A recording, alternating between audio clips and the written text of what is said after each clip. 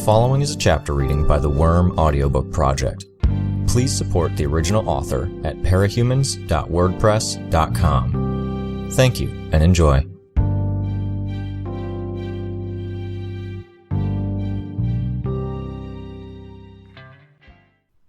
Arc 27, Extinction, Chapter 1. The news came through the earbuds, and it was like a shockwave rippled through our assembled ranks. Some of the strongest of us dropped to their knees, staggered, or planted their feet further apart as though they were bracing against a physical impact. The one Azazel that was still in the area landed atop one of Bohu's buildings, nearly falling as a section slid off to drop to the empty street below. It found its footing and roosted there. The pilot couldn't fly, and the AI wasn't willing or able to take over. The other capes were talking, shouting, asking questions, sometimes to nobody in particular. With the blood churning in my ears, I couldn't make out the words. I'd used my bugs to find Hookwolf's core, but they'd been decimated twice over in the process, and I wasn't interested in trying to use them to figure out what was being said. I could guess. I raised my arms, then found myself unsure what to do with them. Hug them against my body? Hit something? Reach out to someone? I let my hands drop to my sides. I opened my mouth to speak, to shout, to cry out, swear at the overcast sky above us. Then I shut it. There were no words. Anything I could do or say felt insignificant in the grand scheme of it all. I could have used every bug in the city to utter something meaningful or crude, and it still would have felt petty. I looked at the others. Clockblocker was with Kid Win and Vista. Crucible and Toggle were nearby, on the back of a PRT van, bandaged. They were looking over their shoulders at the screen mounted on the wall of the van. Footage covering ruined landscapes and what had used to be the United Kingdom. Parian and Foyle were hugging. Odd to see Foyle hunched over, leaning on Parian for support, her forehead resting at the corner of Parian's neck and shoulder. The crossbow had fallen to the ground, forgotten. I wanted something like that. To have a team close, to hold someone. I hadn't had something like that in a good while. Chevalier was a distance away. His cannon blade plunged into the ground so he didn't need to hold it, a phone to his ear. He was talking, giving orders, and demanding information. Revel was stock still, not far from him. I watched as she stepped back, leaning against a wall, then let herself slide down until she was sitting on the street. She placed her head in her hands. I'd never known her to show any weakness. She'd always been on the ball, always the leader. I knew how much concussions sucked, and I'd seen her carry on and contribute to the behemoth fight when she was reeling from one. It hit me harder than I might have expected to see that. Tecton was standing a distance away, almost frozen, his eyes on the screen of his armband. Gollum did the same, but he wasn't still. He paced, looking around for guidance and finding none, then turned back to the screen, watching. Glancing at the images from a distance, I could see the figure, the speck visible on the long-range camera, surrounded by a golden nimbus. I wasn't close enough to make out details, only staccato flares of golden-white light. On the third, the screens fizzled, showing only a brief gray static, then darkness. Another target hit. He'd taken his time on that one, measured the attacks. I took out my earbud before the report could come in. Not my focus right now. Instead, I reached for my phone. I dialed the Dragonfly. Would the AI be able to cope? Saint had apparently pulled something. If there was any hint he fucked us here, he'd pay for it. The phone responded with a message. An ETA. My eyes turned to Rachel. She was more agitated than Gollum, her attention on her dogs. She used a knife to cut away the excess flesh and retrieve the animals from the placenta-like sacs within their bodies, and the actions were aggressive, vicious, savage. Her expression was neutral, but I could see the way the muscles shifted in her back beneath the sleeveless t-shirt she wore, the tension, the way she was hunched over. The attitude fit the bitch I'd been introduced to way back when I'd first joined the Undersiders, not the Rachel I'd come to know, who'd found a kind of peace. Angry, defensive, bewildered, scared of a world she didn't comprehend. Aggressiveness was the default, the go-to route when there weren't any answers. It dawned on me. I sympathized. Given a chance, given something to do in that same vein, hacking through dead meat with a knife for some defined purpose, I might have acted exactly the same way. She flinched as I approached, as if I were invading her personal space. When she turned and glanced at me out of the corner of one eye, glowering, the tension faded. I drew my own knife and started helping. Bugs flowed into the gap and gave me a sense of where the sack was. I was able to cut without risking cutting the dog inside. It helped that my knife was sharp. We were both sweating by the time we finished. Rachel had already been sweating from more physical exertion, and her hair was stuck to her shoulders at the ends. The German Shepherd got free, walked a polite distance away, and then shook herself dry. I looked at my phone, my gray gloves crimson with the dog's blood. There were incoming messages, updates on the damage, the disaster, and on Scion's current location.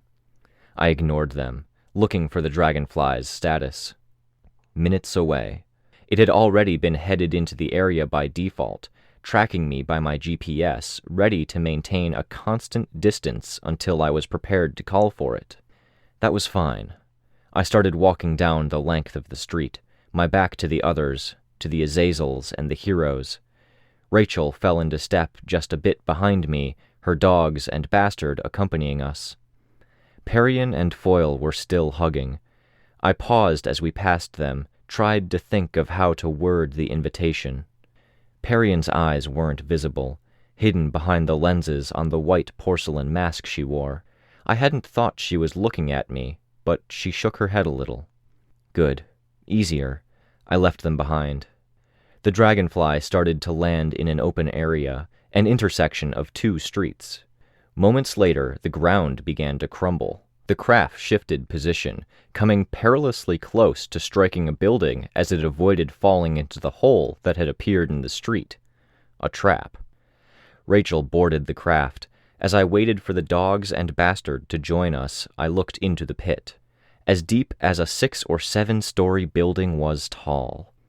I turned away, boarding the dragonfly. I plotted a course, then took manual control of the craft. The AI was better at flying than I was, but flying meant I didn't have to think, didn't have to worry about what I was about to find out. Rachel didn't seat herself at the bench along the wall, or even at the chair behind mine. She sat down beside me, on the floor of the dragonfly, her back against the side of my seat, the side of my leg, staring out the narrow side window. It was physical contact, reassurance, seeking that same reassurance from me. Her dogs settled on either side of her, Bastard resting his head on her lap. We had the whole country to cross. Every few minutes brought more visuals, more reminders of what had occurred. Highways grew choked with cars. Countless vehicles had stopped at the sides of roads, at the edges of fields, and at the fringes of small towns. Innumerable people running, seeking escape. Except there wasn't any place good to escape to. No, that wasn't true. There was. But the degree of damage done was becoming clear. Before we even reached the east coast, I could see the damage done to the landscape. Smoke was only just settling around the cracks and fissures, fallen bridges and ruined highways. People were making concerted attempts to move, to leave, but every step of the way brought more difficulties, more forced detours. Some had abandoned cars altogether, wading or swimming across rivers to make their way.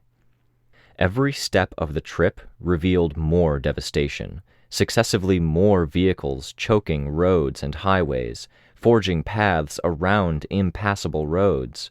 More and more people were forging ahead on foot, in crowds, because walking was faster than travel by car. More helicopters, marked with red crosses, had taken to the skies. Travel by ambulance wasn't doable. This was one place, one moment's attack. The display in the cockpit was showing more locations hit. Libya, Russia, France, Sweden, Iran, Russia again, China. Time passed. 45 minutes from the point in time I started paying attention to the clock, searching for a yardstick to try to track the scale of what I was seeing on the surface. How much worse did things get in 5 more minutes of traveling? In 10? It all seemed to get exponentially worse as the Dragonfly took flight. It wasn't just that we were getting closer to the point where the attack had hit. Enough time had passed that people could react now, realizing just how severe this was. All of the power of Behemoth, mobility almost on par with Khonsu. The psychological toll of a Simurgh attack. These were the people with a strategy, doing just what I'd be doing if I were one of the unpowered. The world was doomed, so they sought to flee to another world. Problem was, there was tens of millions of them, and the escape routes were scarce at best. The best-known escape route, Brockton Bay. I felt my heart sink as we approached the coast. Mountains I'd grown up with weren't there. I let the autopilot take over as we got closer, approaching an airspace choked by rescue aircraft. I didn't trust my own hands. It had collapsed. The blast had only struck the northern edge of Brockton Bay, then changed orientation, striking through the bay itself to slice through the very foundation the city sat on. Everything had been dropped a solid 30 or 40 feet. Tall buildings had collapsed, and only the squatter, sturdier structures and those fortunate enough to come to rest against other buildings were still mostly erect. Folding and collapsing, the entire city had been shattered. No section of the ground more than 25 feet across remained fully intact. The landscape rose and fell like waves, petrified and left frozen in time. The portal tower had fallen, but the portal remained there, oddly bright, too high to reach on foot. Work crews were struggling to erect something beneath so the civilians could finish their journeys. The new arrivals were alternately joining in with the construction and making their way inside by way of rope ladders. Elsewhere, there were capes and rescue crews trying to contain the fallout around the scar. A structure had been raised to seal it off, but the collapse of the city had released the contents. A lot of containment foam was being deployed to slow the spread of a pale patch of earth, and there was one spot of fire that didn't seem to be going out. But the most eye-catching thing was a thin, scintillating force field that was holding off the water. It was taller than any building that had stood in the city, an artificial dam. Every few minutes, it flickered for a tenth of a second, and water would flood through to seep into the gaps and fissures. In time, I suspected, the water would cover everything in the area but the tallest buildings and hills. Arcadia High might stick around. Maybe. I recognized the rainbow hues. It was the same force field that had been intended to protect the Protectorate headquarters. Leviathan had torn the structure apart at the roots, and the tidal wave had knocked it into the city proper. In the time since I'd left, they'd repurposed the fallen structure and the force field setup. Not, apparently, to try to block Scion's attack. No. This was more to stop the water, to break that initial wave, so it wouldn't simply sweep the ruins out to sea. I could only hope they'd done similar things elsewhere to minimize the damage. We circled the city twice before I gave the go-ahead for the AI to start descending. My second sense extended throughout the area as we approached the ground, extending out to the bugs that were scattered throughout the ruined, shattered city. I immediately set them to work, searching, scanning, investigating. I changed the course, dictating a final, slow sweep of the city. Not everyone had made it. Stupid to think they might. My dad's house was gone, collapsed, nobody inside. Winslow High, gone. The mall, the library, Fugly Bob's, the boat graveyard, my old hideout, gone. My old territory, unrecognizable. The boardwalk was underwater now. It didn't even take him seconds to do. Too many dead, not enough who were merely wounded and unable to walk. Humans were so fragile in the end. I stopped the dragonfly and stepped out to seek out the first wounded. My bugs signaled rescue teams to get their attention. The wounded here could have been my dad's co-workers, people he went out to drink with. They could have been Charlotte's underlings. So easy, in the midst of it all, to lose track of the fact that these were people. People with families, friends, with dreams, lives, and goals. Gollum had said something like that, hadn't he? How many people had simply been erased in the wake of something this random, so instantaneous, so inexplicable? I still wasn't sure what had happened. Tattletale was supposed to fill people in, but she hadn't gotten in contact with me. Or had she? I'd taken my earbud out. I looked to my phone, looked for transmissions. A burst of messages, following just after takeoff, from the Chicago Protectorate, people who might have been my teammates if I'd ever been inaugurated.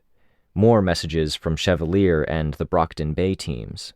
I didn't read them all. My eyes on the phone, I pointed the search and rescue to the next batch of wounded. I knew it was cold, but the corpses would have to wait. There were living people to find. There were no shortages of corpses. The number of living people, by contrast, well, we'd see what happened in the next 24 hours.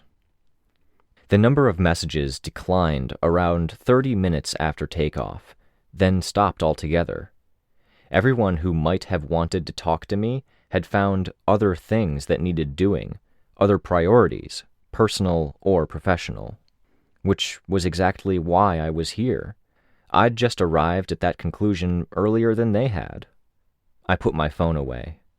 My mouth was pressed into a firm line as I helped the rescue workers. We lifted a corner of a second floor's floor, making room for someone to get under and start retrieving a pair of women. Rachel whistled and pointed, and her German shepherd seized the floor in its jaws. The rescue workers seemed to hesitate with the dog's presence, so I took the lead, crawling inside on my stomach. I used my hands with the arms on my flight pack to move enough debris that we could slide the second woman out. There were more. Almost without thinking about it, I let myself slide back into the mindset I'd held for the past 2 years, sublimating what I wanted to do in favor of doing what needed to be done. Minutes ran into one another as we worked. I could see Rachel growing progressively more short-tempered, slower to give the orders, hanging back, rushing with the jobs. That ended when we rescued a child that had a puppy wrapped in her arms. She clutched the limp animal like it was a security blanket, not crying, not speaking. She only stared at the ground, coughing hoarsely whenever she had to move. Her parents had been on either side of her, and neither had made it. The paramedics fit her with an oxygen mask, but they failed to pry the animal from her arms. I looked at Rachel, but she only shook her head. Rachel's power healed animals, but this one was gone. From the moment we left that girl to be loaded onto a stretcher and carried off to firmer ground, Rachel moved a little more quickly, a little more decisively. We finished with one site where the ground had collapsed and people had fallen into a depression, and then moved on to the next area. Some heroes were working alongside the authorities to try to rescue people from a building that had partially tipped over. Clockblocker was there, along with Vista. I joined my powers to theirs in finding people and opening the way. Frozen time was used on panels, which were subsequently layered so that one could offer support if another stopped working prematurely. Vista reinforced areas, then opened doorways, as I designated rooms where people were trapped within. A golden light streaked across the sky in the wake of Scion's flight, just along the horizon, a thinner beam being directed from Scion to the ground as he passed. The aftershock of his passing took time to reach us. Steam started to billow, but the force field absorbed it. The shuddering of the ground was more problematic. The entire city rumbled in response to the distant attack, a blow that was no doubt slicing deep into the Earth's crust, forcing everything to resettle. The building we were working on was among those things that resettled.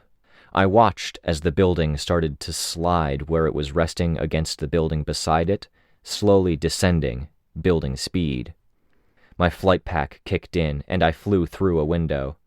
I could feel the glass scrape against my scalp and the fabric of my costume. I found one person, a 20-something guy, took hold of their wrist and pulled them behind me, running and using my flight pack at the same time.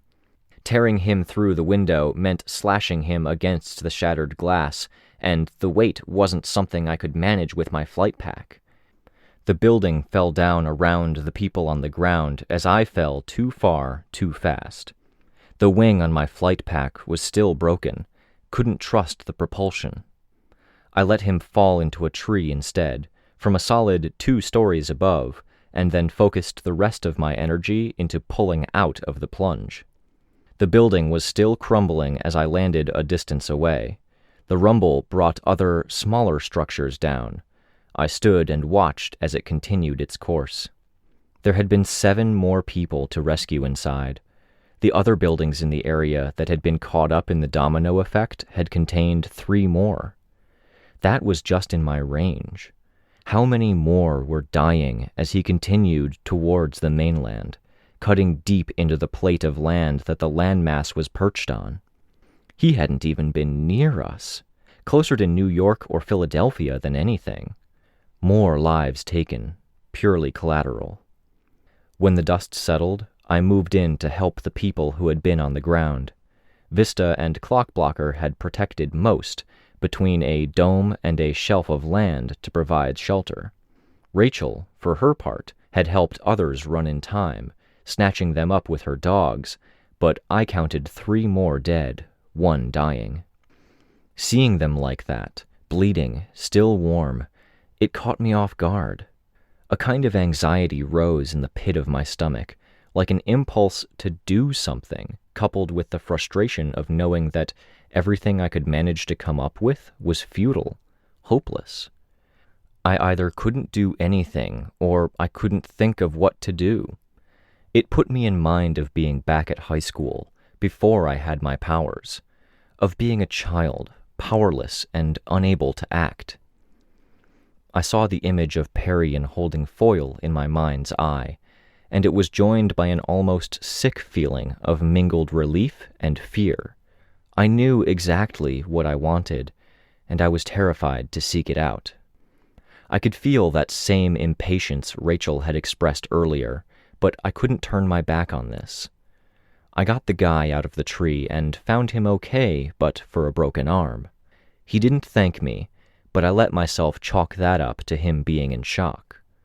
I almost stumbled over to the latest injured, and I attended to the wounded until the medics pulled themselves together, got organized, and relieved me. Then I backed away, flexing my hands, feeling how stiff they were, and battered by my attempts at moving things, at pushing things aside. My gloves, too, were stiff, crusted with dried blood, layered with dirt and fresh blood. I looked at Rachel and saw her gazing at the portal. I didn't really have a home anymore. Knowing my old house was leveled, that the cemetery where my mother had been laid to rest was gone, and that I'd never really come back here to hang out with the Undersiders, It hurt in a way that was very different from a knife wound, being shot, or being burned. A crushing feeling, more like. But it was tough for reasons beyond the fact that I considered it home. I'd relinquished Brockton Bay, and my concern right now was more to do with the residents than the place itself. I didn't have a home in Chicago, not in the jails either. But Rachel had forged a home for herself, and it had been within arm's reach since we'd arrived. Bastard and the dogs seemed to know I'd decided before I said or did anything. Rachel and I fell in step behind them. Rachel mounted Bastard before we got to the portal. The efforts to erect a proper support beneath the portal had been set back by Scion's strafing run, which left the portal hanging in the sky. Train tracks extended out from the portal in every direction, twisted and broken, where collapsing ground had pulled other sections away. There had been a tower erected around the portal, but it had collapsed into shambles as the ground dropped. Now they were using the pieces to form the general structure for a tower of ramps that would lead up to the portal. Bastard picked up speed as he approached the tower, then set his claws on one of the ramps. The tower wavered perilously as Bastard leaped up to a higher point, coming to a rest on the very top of the dilapidated structure. It didn't look like there were nearly enough reinforcements, and I could see everyone present tense as they saw the mutated wolf's weight come to rest. That tension redoubled as the wolf flexed its muscles, hunching down and then leaped, more up than across, to get to the portal itself. A few planks of wood broke in that sudden, powerful movement, and the one rail of the track fell free as the wolf scrabbled for a grip on the ground beneath the portal. When she was gone, the people beneath simply resumed work, heads down, dirty, defeated. I took flight, entering the portal for the first time. Earth Gimel. The tower that contained the portal had a counterpart in Gimel, a matching tower, tall and riddled with train tracks, like a train station designed by Escher, tall rather than squat, with wide doorways for the trains to exit and complicated reinforcements for the above-ground tracks, positioned so as not to interfere with the tracks below. I flew out through one of those gates, catching up with Rachel. Trains extended in every direction from the portal, on tracks that extended out into the middle of nowhere, into pristine forest and mountains. They were long, almost absurdly long. Then again, the whole idea had been to have instant evacuation. Rather than have people make their way to trains, they'd had 8 trains that simply spanned the length of Brockton Bay, so any given individual had to find the nearest train car and make their way down the aisle to an empty seat. Around the tower, a small, odd settlement had sprung up. All of the sensibility of the city, but contained to a small area. Tall buildings, wide streets, and a look that matched up with a city proper rather than a smaller town. It was as though someone had cut and pasted the big city into the middle of this landscape. On any other day, it would have been energizing. The fresh air, the sunny day, the green and blue water of the bay, subtly different from the shape of the bay I knew. But today wasn't that day. People at benches were clipping the corners off of refugees' driver's licenses and trading them for food rations and tents. Everything was prepped, set up in advance, and people were being orderly, even though the lines were so lengthy it looked like it might be hours before they got what they wanted. Those that already had their kits were setting up or settling into the spaces they'd designated for themselves. Some clustered close to the settlement, while others spaced out, where they'd have more elbow room. The tents were identical, dotting the area. The kits apparently included signs, and these same signs listed family names and details. John and Jane Rowe, 1 diabetic. Hurl's family, 2 infants. Jason Au, looking for Sharon Au, my wife. A crude picture was drawn beside the message. I scanned the signs, looking for names I might recognize. I headed in the direction Rachel had gone, but I moved carefully, making a mental note of everything I saw. It was an extension of what I'd seen back in Los Angeles. People trying to cope against something where coping was a pipe dream. There were some breaking down in tears, people getting angry, those who had withdrawn into themselves. In each expression, there was something that echoed my own feelings. A part of me wanted to hide from that, but another part of me knew I couldn't. It wouldn't do any good, but I made a mental note of faces, of the pain, the loss. People who'd been removed from their homes and had all hopes for the future dashed.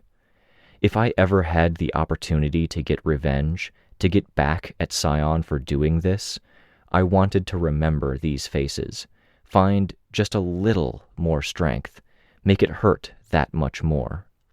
But I wasn't one for simply wanting to help. Paying lip service and promising vengeance felt hollow. Instead, as a token gesture, something that might not even be noticed, I gathered up every mosquito in range and proceeded to murder them with other bugs. I kept the biting flies. I wrapped the bugs around me. Fuck PR. The faint weight of the insects was reassuring, like a blanket, a barrier against the world, like Tecton's armor or Rachel's intimidating nature. A sign caught my eye. I stopped, looking over the people in the small campsite. Barnes. No further details, no requests. I almost hadn't recognized them. Alan, Emma's dad, had lost weight since I'd seen him last. He'd noticed me and looked up, staring, his eyes red. His wife sat in a lawn chair beside him, while Emma's older sister sat on a blanket at her mother's feet, her mother resting one hand on her head. Zoe's, Emma's mom's, eyes were wet. Emma's sister looked equally upset. Emma wasn't in sight. I could guess what they were crying about. Alan was staring at me now, and there was an inexplicable accusation in the look. His wife took his hand and held it, but he didn't move his eyes a fraction. When Anne, Emma's sister, looked up at me, there was a glimmer of the same, a hint of blame. Emma hadn't made it. How? Why? Why could they all leave while Emma wouldn't be able to? I might have thought Emma had been somewhere out of reach, but that didn't fit. There would be no certainty she was dead. They'd be putting her name on a sign and hoping she turned up. And why would they blame me? For failing to stop this from happening? Fuck that. I turned and walked away. Once I was out of their immediate vicinity, I took a few running steps and let my flight pack lift me up. Better than zigzagging between the campsites. I floated over a sea of people with their heads down, their expressions alternately emotional and rigidly stoic in defeat. Hundreds or thousands of tents surrounded the area, and string fences no higher than one's calf bounded off each of the sites. Rachel had made her way outside the city limits, past even the tents that were set a 5 or 6 minute walk away from any of the others. I followed her over the hill to another small set of buildings, cabins set on what had been Captain's Hill in Earth Bet. I knew they were Rachel's because of the dogs that were scattered around the premises, a small crowd milling around Bastard and the other mutant canines. The largest cabin had 3 large bison skulls placed over the cabin door. Bastard and the other dogs had been tied up outside like horses left to shrink, with a trough of water to drink from. I landed, and I was struck by the realization that my flight pack might not be so easy to recharge now. I still had the spare, fully charged, but Defiant might have his hands full, and the infrastructure or resources might not be available. It was a minor thing, inconsequential in terms of everything that was going on. It wasn't like the flight pack was going to matter a bit against Scion, but it was one more reminder of what was truly happening. I stopped and turned to look over the landscape. I turned my head right until the small settlement and the sea of tents wasn't quite visible, then turned it to the left to do the same, focusing on the nature, the untouched wilderness. Is this what Brockton Bay will look like if we can't win this fight? How many years does it take for the last building to collapse, for dirt and grass to drown away any and all signs we were ever there? It was a daunting thought, a heavy thought that joined countless others. The dogs barked as I approached on foot. I kept calm and waited. I recognized the girl with the funny-colored eyes and darker skin from Rachel's hideout. I'd met her on my last week in Brockton Bay. With her presence alone, the animals collectively quieted. A single dog barked one last time, with two others reflexively following with barks of their own, but that ended it. The girl held the door open from me, and the dogs didn't protest as I made my way inside. Rachel was sitting on a couch with dogs arranged around her. Angelica was afforded a bit of favoritism and received a touch of extra attention from her master. She, in turn, was extending a gentleness to Rachel that went beyond Angelica's poor health and the glacial movements that accompanied chronic pain. Rachel looked defensive, her eyes cast down at the ground, something more severe than the whole Scion business.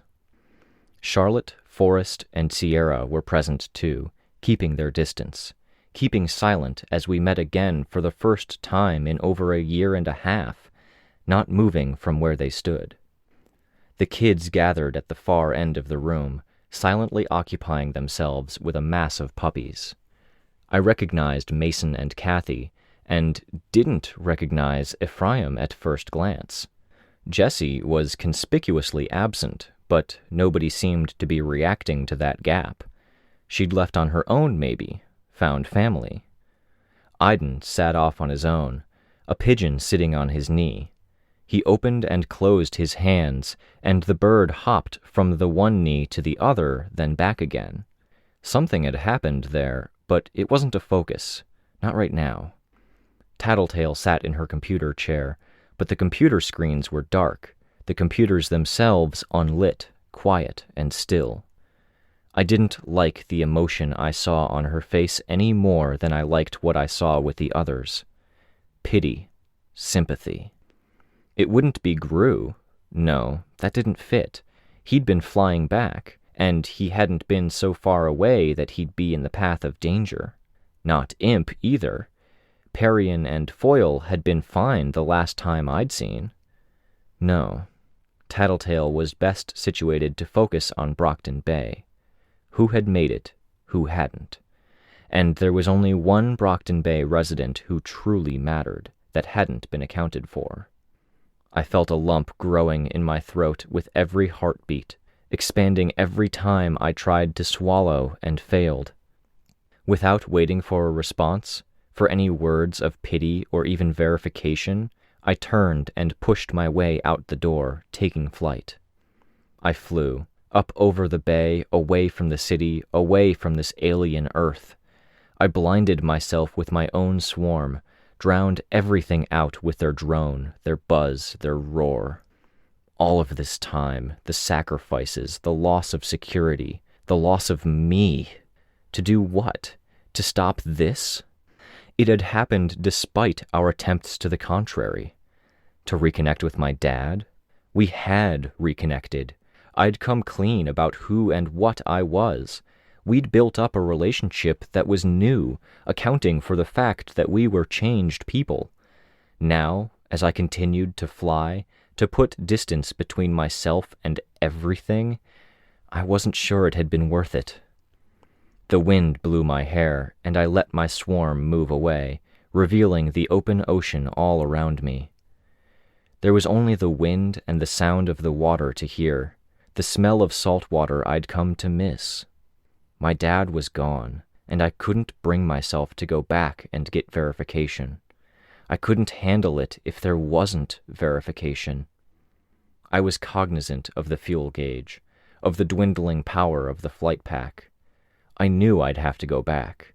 I knew there was stuff to do. But I'd spent the last age trying to build towards something, to prepare for the pivotal moment. I'd played my role, helped stop Hookwolf.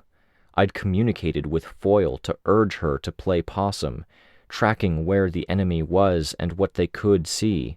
It had led us to taking down Greyboy and Siberian, trapping Jack. And now the death toll was climbing. Scion continued his rampage, and I hadn't even had the guts to own up to the failure. I couldn't bring myself to go back and do something minor. It was arrogant, proud, but I couldn't bring myself to do search and rescue while the population was steadily scoured from the planet, the major cities wiped out like a human child might kick down anthills. There was nothing in the worlds that I wanted more than a hug, and I couldn't bring myself to ask for one. My dad and Rachel were the only ones I could trust to offer one without further questions, without platitude or commentary, and I couldn't even get to Rachel without going through the others. My dad was even farther from my reach. The mask I'd erected to see things through to this point was cracking, and I couldn't bear to show anyone my face. The fuel gauge ticked down.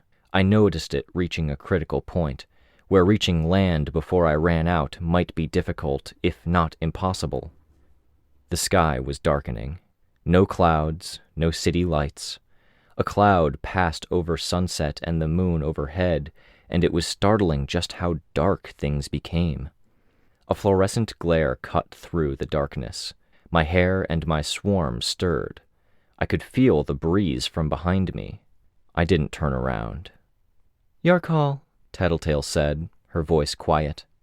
"I'd like you to have my back, but I understand if—" I shook my head, my hair flying out to either side. I turned around and floated over to the doorway that hung in the air. I set foot on solid ground, and felt weirdly heavy when I did. It took me a moment to find my balance. Tattletale caught me as the door closed behind us. Then she wrapped her arms around me in a hug. Odd that she was shorter than me. When did that happen? I could remember her giving me a one-armed hug once, a long time ago. She'd been just a little taller than me then, just the right height for a hug. Now we were like Foil and Parian. I was taller, receiving comfort from someone shorter than me. I'd underestimated her. She didn't ask any questions or offer any sympathy. "They're all here," she said. "Ready?" I hesitated, then spoke. My voice was rough. "Ready." We didn't budge. She didn't break the hug. "Fuck it all," I muttered. My voice was still weird with emotion. Maybe I'd keep my mouth shut at this meeting. "Fuck it," she agreed. That said, we broke apart, took a second to breathe, and then made our way into the meeting room.